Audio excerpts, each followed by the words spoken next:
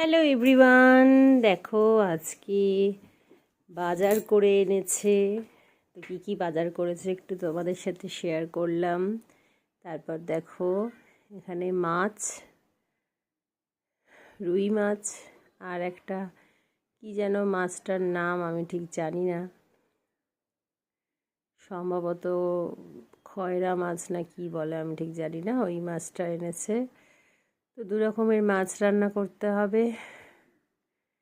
আর কি কি রান্না করলাম দেখো, সেটাও তোমাদের সাথে শেয়ার করছি। তো এই দেখো মাছ ভাজা চলছে এখন। মাছ ভাজা করার পরে এই হলো আমার ফাইনাল রেসিপি। ওই মাছটা একটু সর্ষে বাটা দিয়ে করলাম, আর এটা রুই মাছের একটু ঝোল করলাম পাতলা করে। আর এই হলো একটা পালং শাকের চচ্চড়ি। তো দেখো, টাটা।